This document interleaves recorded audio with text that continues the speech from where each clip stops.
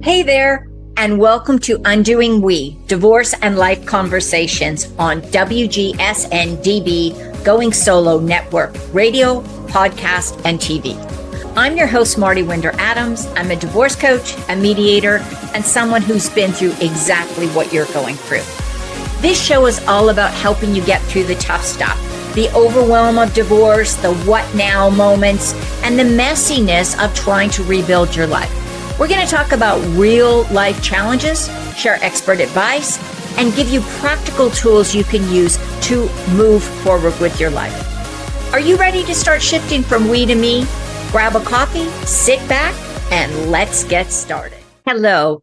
One of the questions I get most frequently from my clients who are getting to the point where their divorce is over and they are moving on with their life, or sometimes even if they're in their divorce, but the divorce has been dragging on for years and they have been living separate and apart from their hopefully soon to be ex-spouse for months, years. I mean, honestly, some of my clients going on 3 or 4 years where the divorce has been dragging on.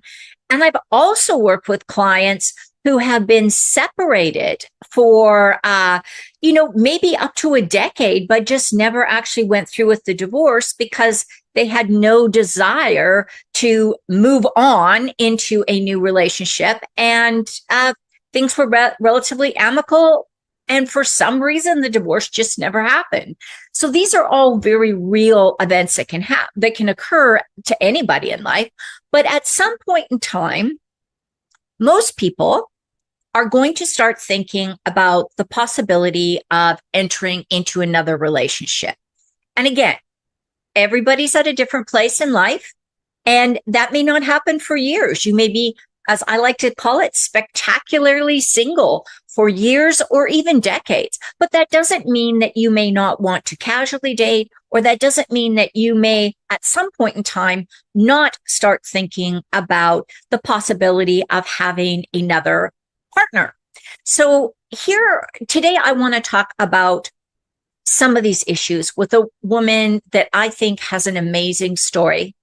Ry Duong. She is Canadian, and she has this amazing perspective on how to turn real life challenges into a positive situation where she is of service to other people. And her focus is on helping people create meaningful, lasting relationships and finding the true love that they authentically need and deserve in life. So rather than me introducing Ry, I would like her to share a little bit about her background and why she has devoted her life now to helping men and women find love at any point in time in life. Thank you so much. So a little bit of a background of Ry. Ry is born in Cambodia. My parents, after fleeing the Cambodian genocide of the Khmer Rouge in 1975, we didn't really have a homeland to live in. So we live in the Thai refugee camp. I lived there for 9 years before immigrating, being accepted to Canada. And then what really transitioned me into building eternal love was 5 years ago. I lost my baby sister to depression. She suffered from a heartbreak on top of a few other factors. And when she passed away, before that, we had agreed that we would start a sisterhood company to empower women to actually find a path that really ignites them, live a life of purpose, and to thrive. Unfortunately, she did not make it through. And I thought, well, either I can choose to be on the ground or I can choose to leverage this and turn it pain into purpose. And so that's what I did. I also had to look at my 17 years marriage. Unfortunately, it was devastating to admit that I was not in a healthy one. And I realized, do I see myself being with a partner for the next 3 years? And the answer was no. So I said, okay, you got a choice now. It's a tough choice because you go into a marriage wanting to last forever. You never expected this. but I wanted to live a life of purpose. And so I chose to create Eternal Love, helping single people, men and women, to find true love. And I was blessed to have a third chance at love after two failed relationship. So a total of 20 years experience with my social work trainings and working with my clients. I do what I love the most is helping people find true love. So yeah. Yeah. And, your story is very unique, I think, because I don't know I actually do know one person that we know in common who has had that same experience in dealing with that horrible situation. But we don't think that these horrible things like, the genocide and the Khmer Rouge and living in camps, we think of that like way back in the old days, but that 1975, right? Not very far in the past, is it? And that must have been, it must have been really traumatic for you and your family. But now you've taken all of that negativity that you had to experience and you've turned it and through your love for your sister and just your energy. I think honestly, Ry, I could not see you not doing something where you're not infusing people with that positivity. So I think that's fantastic. Thank you so much, Marty. I mean, the energy is right back at you. It's reflecting back at you. You are just the most amazing person and the sweetest person and so good at what you do. And so I was just blessed. It's like all of those. My parents were really good at sheltering me, nurturing me through the refugee camp. I didn't really know a whole lot, didn't really understand a whole lot until I got older and I volunteer in the Cambodian community, understanding the whole genocide and everything. But that really trains me to have a positive outlook on life and to really just take obstacle as something that I can leverage. It's always a lesson behind it. I can always choose to see the negative or I can choose to see an opportunity behind the obstacle. And I would rather play the game of trying to find the gem behind the darkness and finding that light. And so that's what I do. And plus I am a cheesy kind of gal. I love chick flicks. I've always been in love with love. And every time, like when I get sad or depressed, I would watch very romantic movie and my sister, she just hates it. She's like, it's so gooey. But I do think that, so we're talking specifically, most of the people listening today are going to be either in a divorce right now or out of a divorce. And we've had this theme, whether it's attorneys I've been talking with, relationship coaches, or people that have just had really overwhelming experiences in life or through divorce. The people that come out the other side and they are, as one of my guests said, better, not bitter.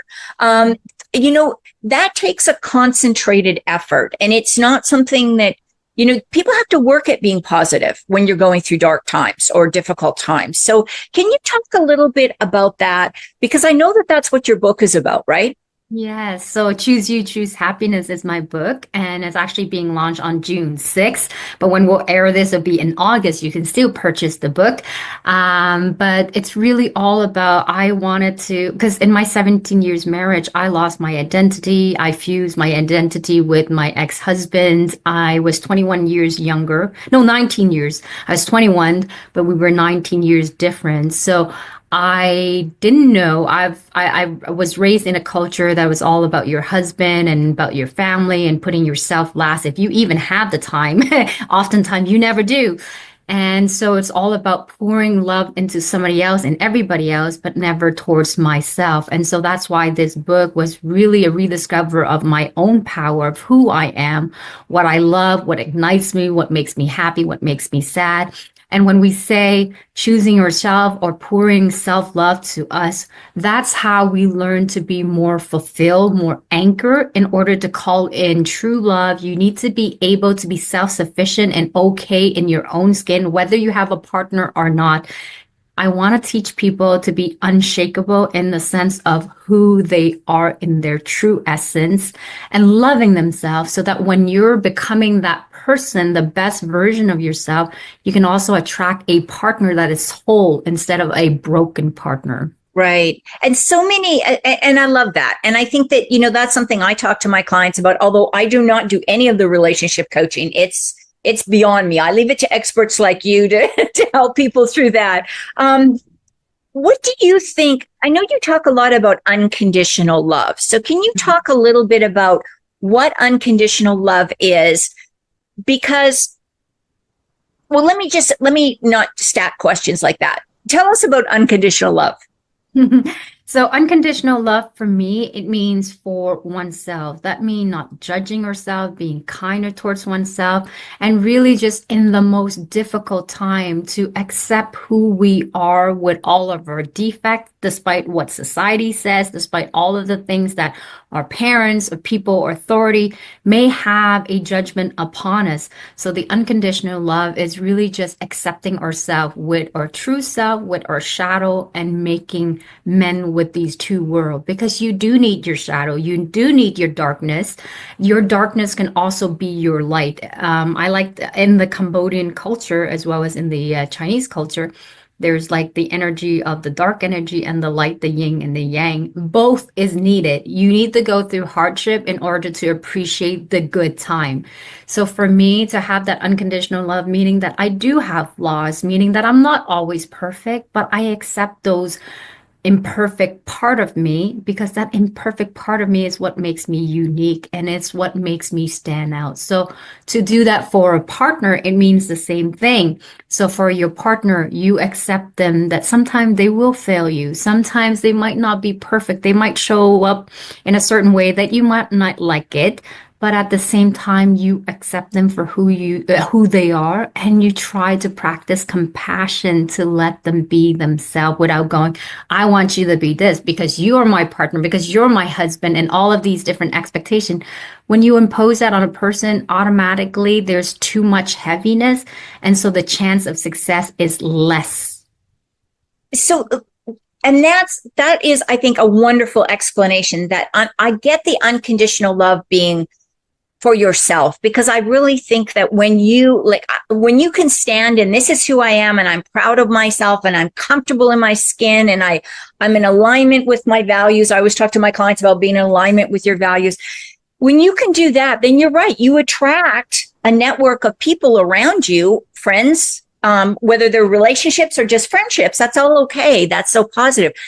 Where do you draw the line with a partner between being unconditionally and loving them? And I don't know how to say this politically correctly, so I'm just going to say it, and making excuses for really bad behavior. And I think of so many women that have been in emotionally abusive situations or coercive situations where they just wanted to see the gem in that partner. And he was just really a big stinking pile of you know what. So Can you talk a little bit about how do you decide whether which way to go with that?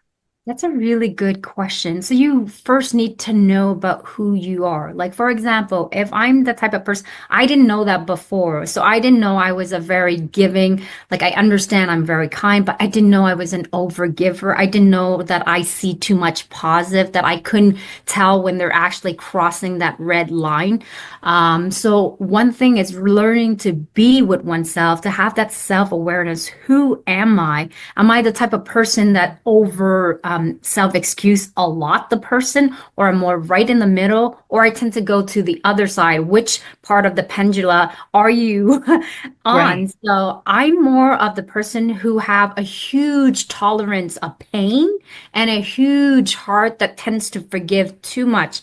So I actually have to gauge myself. So when a partner is doing something to me, I'm like, okay, this is where I'm about to go again. I'm about to make a whole bunch of excuses for him when I should just see things for what they are without my optimistic eyeglasses lens. So it's okay to have that positive side, but you also have to see things for what they are without putting blinders on. I used to be the type of person who likes to put a blinder on because it shifts my world upside down, it throws me upside down. So I like to just make a whole bunch of excuses. Well, he didn't know what he was doing. So when you know what your like do not like I forgot they're called the non-negotiable. Like Right. I do not tolerate languages that are abusive to me. I do not tolerate physical violence. I will not accept an alcoholic person. I will not accept a person who has an addiction and somebody who's not willing to work on themselves. I bring a whole bunch of quality, and I want to be able to bring a partner who also has those immutable quality with a slight little defect that I can work with. Some behavior for each person, we are much more tolerable. Other behavior, it's a definite no-no. Like Right. I can't be with somebody who is a smoker. I don't smoke. It will suffocate me. It will make me, unhappy. So knowing those boundaries and being self-aware of the type of person that you are will allow you to know where do you draw the line. Otherwise, you're just going to be easily swayed and you're going to make a whole bunch of excuses for a partner that doesn't treat you right. Right. And I think that that is a wonderful explanation of how that pendulum, I think, because I tend to swing to the other end of that where, you know, you kind of show bad behavior even once, and you're already getting pushed out to the outer circle of my friendship limit, Now, somebody who I know and trust and love and who's been in my inner circle of associates, they have a lot more flexibility. Like if they mess up once or twice, I'm definitely going to forgive them. I hope they would do the same for me, right? And I think that's the thing is what you work with people on is looking at those patterns and then taking them apart, because some of the things in those patterns might really be good in having a healthy and positive relationship, right?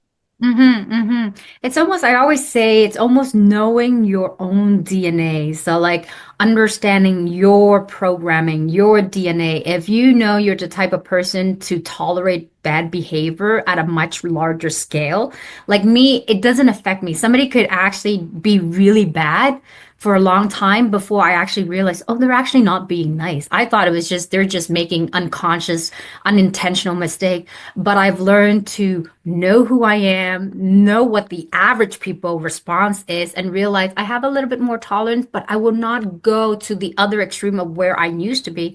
I'm going to get back somewhere in the middle that I feel comfortable. And if you're about to do something for somebody, and let's say you imagine you break up with them and you feel like you resent them, then that means you overcross your line, you overgive. So it cannot feel that way. You always want to check in with your emotion. Am I willing to do this? If there's something inside that like, I don't want to do this, but I'm just like, he's my partner and whatnot, but it doesn't sit right. It has to feel like oftentimes that it sits right with you. And then that means that, okay, it's not too bad. You're gauging, you're tolerant, you're being acceptable. And of course, in our common circle of close people, we tend to have a little bit more slack, more leeway, and that's totally normal. Just don't go to the other extreme, either too much or not enough. They make one mistake and you kick them out. Yeah. So that's not healthy either. Balanced approach is so important. I do have one other question I definitely want to ask you, though. Yes. How do you know, let's say you've just been through a divorce and you are getting back in the dating world. And so just to be full disclosure, I try to recommend my clients spend at least 6 months to a year not dating, really getting in touch with yourself. If you go out with friends and do casual stuff, that's fine, but don't be looking for a serious relationship. When I say dating, I mean, you're not looking for the next spouse, right? You're just kind of out there having fun, meeting new people, doing whatever. All that's great. But how do you know, or how do you gauge whether or not you're just kind of, in a rebound relationship, or whether this is really a person, whether it's really a love connection? How, as a relationship coach, I'm sure you get that question all the time, right? Yes, of course. So when you're going through that process, and that's a really good suggestion, but it's unique for each person. So I know I'm a very self-reflective individual. So it didn't take me long, to actually be in a relationship. I would have wanted to give myself like 6 months to a year before I actually get into a relationship. I had to check in with myself. Am I ready? Has my wound, has the pain soothed it, or am I still resentful painful. There's still things lingering, some issue that I might need to work on, because those pain, if you don't resolve them, you will bring those pain into your new relationship. You will taint that relationship, and that will askew the way your lens is how you interact with your partner, even though she might not be doing the wrong stuff. You're living in the past wound, right? So you have to check in with yourself. Am I ready? Be honest with yourself. So I actually had to ask myself, am I able, have I healed enough? Am I ready to receive this? And don't go into like, I got to find my husband and my wife. If you go with that perspective, there's a good chance that you're going to catch the wrong type of partner that will do you a whole lot of pain. But if you're going in there, you're loving your life, you're loving your new leisure, you're rediscovering yourself, and you're kind of like, I'm just going to let the universe bring whatever connection. And if it feels natural, good relationship tends to naturally kind of fall into place without feeling forced or rushing something to work out. When you feel that you have to force something, that means it's an indication that you or him might not be ready for this relationship. So give yourself time. If you're the type of person, like each person is really unique, but Marty's suggestion to take time and reflect, to not repeat the same behavior and mistake is very wise. And when it comes to love, I always say, slow down. Don't rush it. You don't really know the person. They don't reveal their true self until 1-2 years. And even that, when you've been many years with them, there's still a lot to uncover. So I'm the type of person who rushes into love. I know that about myself, but I've learned to do the opposite. So you kind of have to monitor, and that's why relationship coach are good. We give you perspective and blind spot that you are not aware of. So I'm the type of person who knows what I like. I see what I like. I go for it. I locked it in, and that's it. That's how I work. But not everybody is like that. And not everybody is as honest and transparent as you are. So you need to be cautious. So I did the complete opposite because I know I failed in my 2 relationships for rushing. So my 3rd relationship, I had to put the brakes down. I had to take perspective, and I have to stop imagining the positive of seeing the potential in my partner and see him for what he truly is, and ask myself the question, if he's never to change with the little flaw, little things that he has, will I be able to still love him and accept him for who he is? And the answer was yes. I didn't want to change anything about him because his fundamental fill me up completely. So. Yeah. I bet you now you understand why I wanted to share this interview that I did with Ry Duong, because she is just an amazing person. And she really has a heart and a passion for helping others. And I think, as I said in the interview, there really is this sense of people that have come through lived life experiences. They really are able to understand and to assist and to help you in a way that somebody that maybe is just more theoretically trained in a specific concept is able to provide that guidance.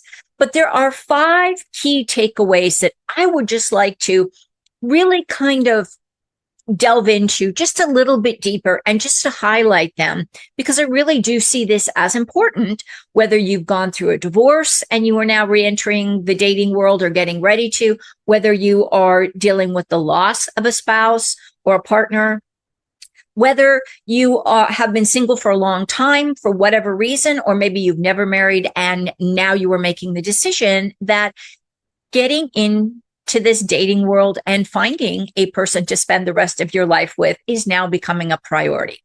So the first thing I think that Ry talked about that's really important is we can do 2 things when we experience emotional pain in our life. We can let it define us and we can let it bring us down, or we can turn that pain into purpose. Now, everybody doesn't have to go out and become an entrepreneur or start coaching or, provide one-on-one support or group support for others. I'm not suggesting you do that because that might not be where your passion and purpose is. But we can still be more empathetic. We can find ways to support others around us that are going through things. And again, the more that we are engaged with people, the more we help people, the more we support others, the better we feel about ourselves.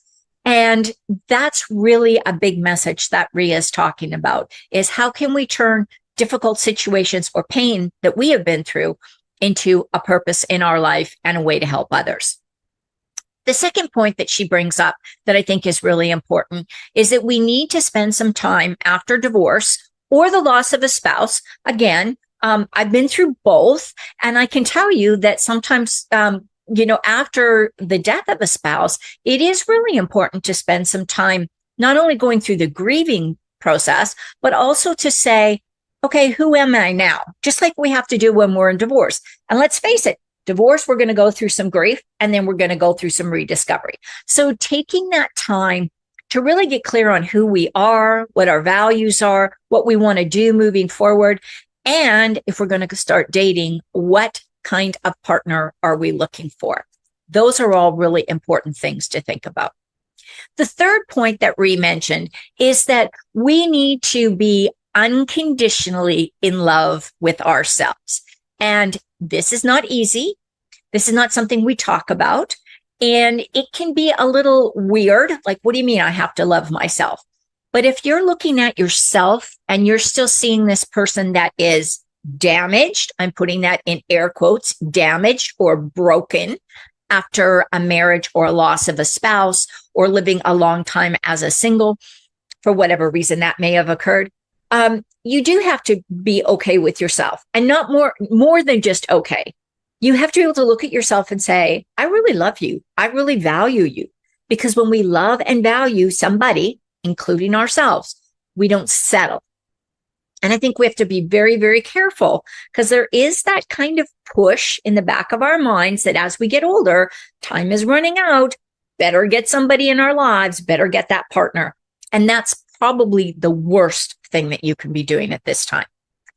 Number 4 from Ry, make sure that you are clear on your boundaries and know what your non-negotiables are. So whatever that may be, non-negotiables can be if you lie to me, if you're not honest, if you're not authentic, if you are, if you are not, don't show a sense of integrity, if you don't keep your promises, or if you overpromise, if you are not a joyous and happy person, but you put on a good front, but underneath you are rather negative and pessimistic. So all of those non-negotiables need to be clear. And when somebody goes across that line of a non-negotiable, you don't make excuses for it. You recognize it and you decide, okay, they have just violated this boundary or this non-negotiable that I've set. Now, what am I going to do about it? Because if you don't do anything, that is sending a message. And the last one that I really think and kind of sums up everything we've just talked about is that taking time and really thinking about the intentionality of moving into a new relationship is one of the best gifts you can give to yourself and to the other person, because you want to go into this with a clear understanding, both for your perspective and from their perspective, what the relation is, what you're looking for, and what are the ways that you're going to communicate and you're going to interact with each other to make this a really positive experience for you both. Thanks for sharing your time with me on Undoing We. If this episode resonated with you, be sure to share it with a friend, and don't forget to hit subscribe so you don't miss the next one. If you're looking for some more support, be sure to grab my guide, 5 Strategies for Better Communication During Divorce and Other Life Transitions. The link is going to be in the show notes. And remember, no matter what you do today, do something special for yourself.